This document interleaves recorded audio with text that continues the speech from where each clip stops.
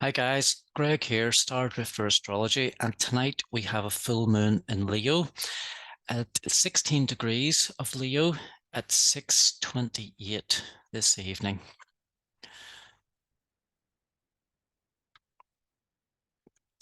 So before we get into the Leo full moon and the energies regarding that, we'll have a quick recap on the Aquarius new moon and things that have come up that have spiked my interest, so to speak. So we have had Carl Vorderman speaking again on polyamory, which we'll have a look at. The Northern Ireland budget fall by up to £1 billion. So they've said there could be cuts in public services regarding health and also an introduction of water charges. But that's just stuff that has come up in the news recently. We've also had Flybe gone bust, which can be a bit of a shakeout because of the Pluto coming to the end of its sojourn in Capricorn and about to enter Aquarius. So it could be a bit of a shakeout because of that. Pluto doing away with businesses that will not be sustainable. And we know that Flybe has had its issues in the past. So let's go and have a look at Carl Vorderman. Now, the new moon in Aquarius a couple of weeks ago, this initiated her Aquarius planets. And what we can see from here, this is the new moon energy transit in Carl's chart. So Carl has Venus in Aquarius. Natally, she has also recently been having a Venus return. So this Venus return has been reminding Carl of what she needs in relationships. Being in Aquarius, she's going to need a certain amount of freedom. And Aquarius is a sign we would associate with friends and mingling, socializing, those kinds of things. So she probably feels like her perfect relationship partner will feel like they're a very good friend as well. So, and she has spoke of her polyamory and the different relationships she has with different men. And I think she currently has 5 different partners. So it's not to judge Carl in any way at all, because that's just what Aquarius energy means. And she has spoke out about her divorces in the past and how much trouble she had in marriage. So it could be that Carl is maybe just not suited to a long-term stable relationship. She needs to feel a bit of freedom within that relationship. So absolutely nothing wrong with that. And she has been outspoken. She has spoke of it and she has no issue speaking of it at all, which is all good. So the new moon energy activated with Mercury. It activated the opposition in her chart as well, the opposition of Saturn, Jupiter, which is very much to do with the social atmosphere, social events, and especially when it's in Capricorn, it's about stability. And that's very good for building stable homes, stable foundations, having good discipline and structure and positive ambition in your life, wanting to reach forward full of optimism, at the same time understanding where the discipline needs to be and what needs to be sustained to keep steadiness in the future as well going forward. So she understands that. But Venus is her femininity, is how she expresses her femininity. And she doesn't require that stability in relationships. She wants that freedom. So there we go. Just some Aquarius information on how it activated other people. So I thought it was interesting to bring up. Now, this has actually been going on with Carl for quite some time, because we're going now. I noticed this back at the Aries full moon back in October.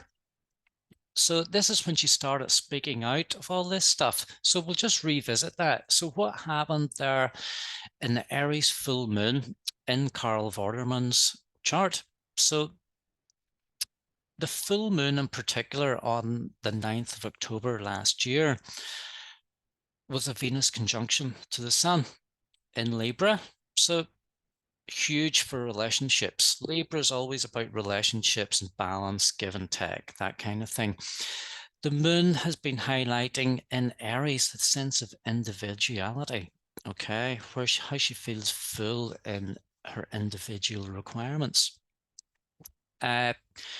What this full moon activated again was Carl's Venus. It made an exact sextile aspect to Carl's Venus in Aquarius. So again, activating that her relationship energy. And this is when she spoke out on one of the Good Morning TV breakfast shows, I think it was, of her problems in the past with marriage and her trouble during divorce, and how she has a much better, more fulfilling life now with different relationships with different people.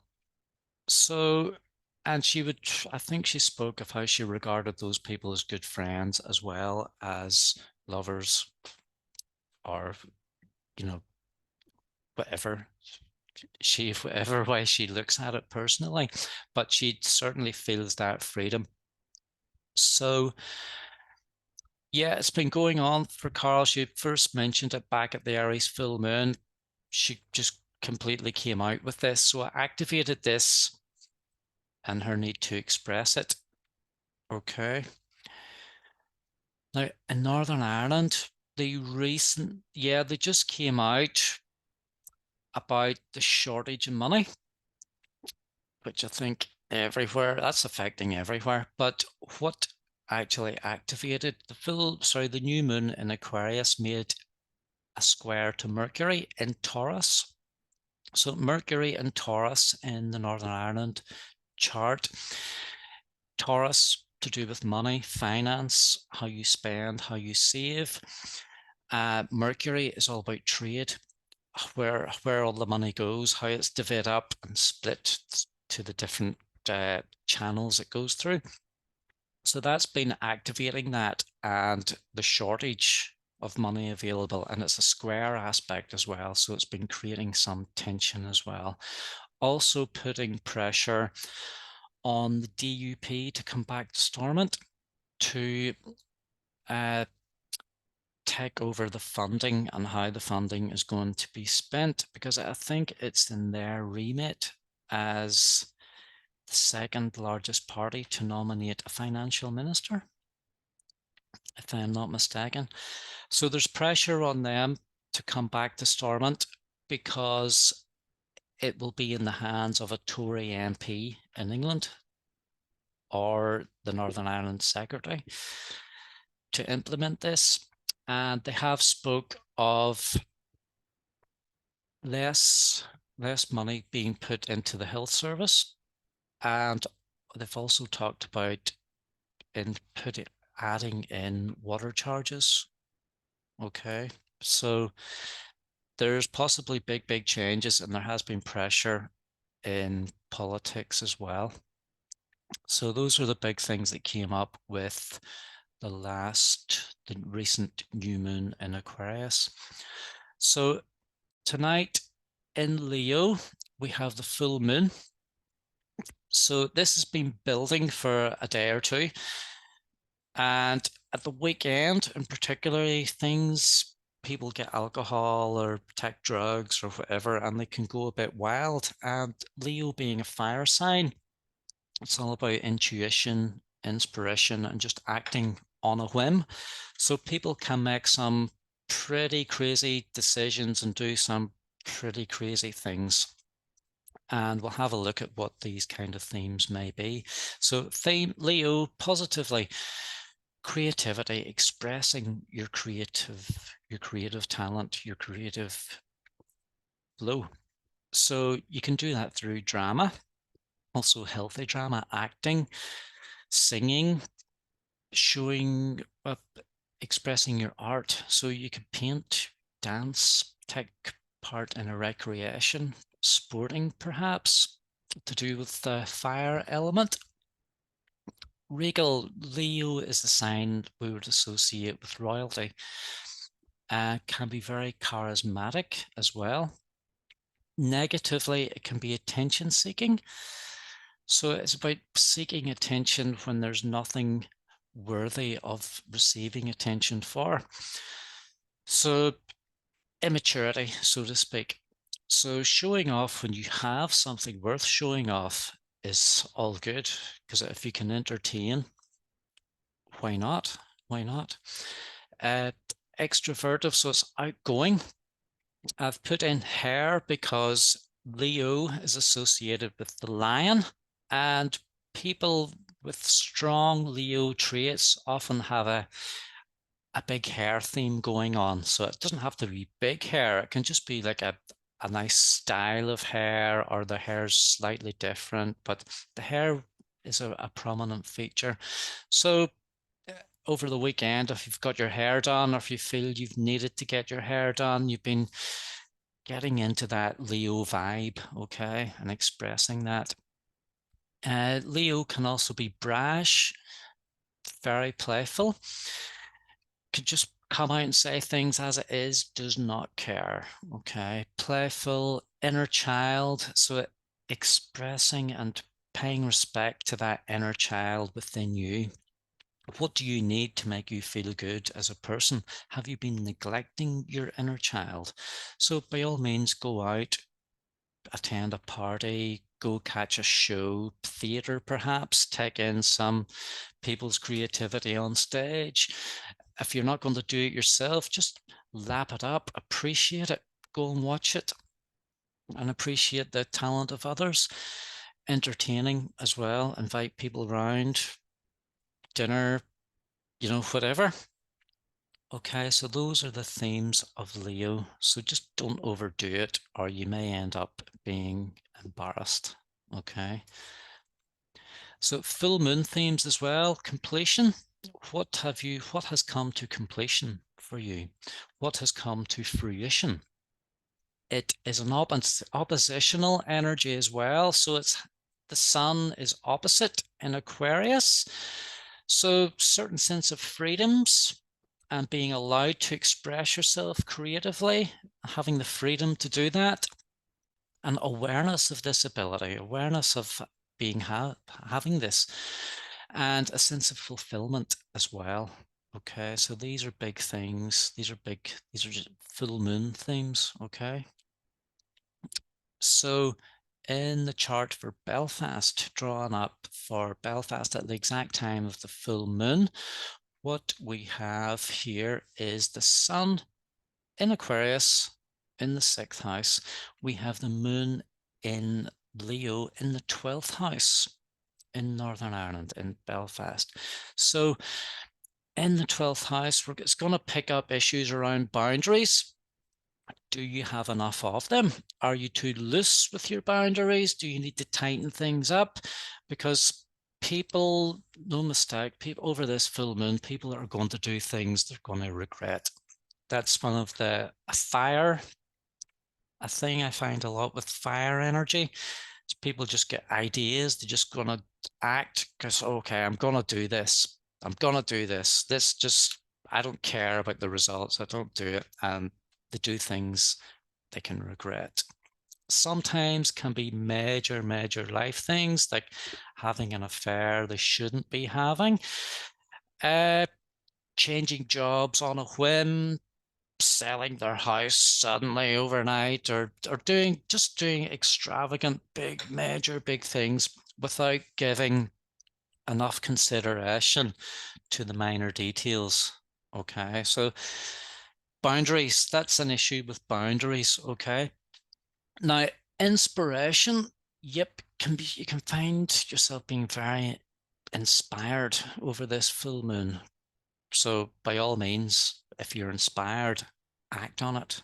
Just pay attention to the boundary themes as well if it brings in anything else. And sometimes things may not be exactly as they seem. So be aware, are you being manipulated, or is there a chance you may be a little bit gullible around this time? But anyway, those are the themes we've already discussed the other themes, but because it's a 12th house in Belfast, that's things to consider. So we also have the planet Uranus in square to the sun and the moon. So it's possible things may happen very, very quickly out of the blue. So like sudden shocks or sudden surprises, sudden changes in routine, and also moments of inspiration or genius. So be aware of that. If you have any inspiration, quick ideas just out of the blue, take note of it and remember it. And whenever you have time, revisit it, give it some deeper thought. Okay. Venus square Mars, we also have during this particular full moon with Venus in Pisces, where Venus likes being in the sign of Pisces, and we also have Mars in Gemini. So Venus and Mars are two relationship planets, so they are activating each other. So it's quite possible now they are in a square aspect, so there could be a little bit of tension. Now, especially in relationships, it could be tension, there may be arguments. The Venus and Pisces may be feeling a little bit lost, but it's a good time to be creative as well with Venus and Mars, because one, it's like a polarity. One energy is outgoing and the other is incoming. It's like electricity outgoing and magnetism pulling back in. So there's with the tension, arguments, feeling lost, it's an excellent time to talk because we have Mars and Gemini. Mars and Gemini loves to talk, loves to use lots and lots of words and express your thoughts. So in Pisces, expressing your feelings. So it's a really good time to talk through issues and consider the proper levels of give and take and express creative energy as well during this full moon. Okay, so other notable events we have this year, Uranus recently just gone direct on the 22nd of January, so that's going to speed things up again and also increase those chances of inspiration and genius moments that you may have and you may want to revisit. Now, coming up soon, we're going to have Saturn entering Pisces. This is going to do with boundaries. Pluto entering Aquarius is huge because it's going to be there until March 2043, but it will dip back into Capricorn a couple of times. But that's something to do with the flyby. Now, there are so many charts for flyby because they have had so many issues over the past few years. I think they've been bankrupt a couple of times before. So I don't know if they're going to recover from this or if someone's going to buy them out or whatever.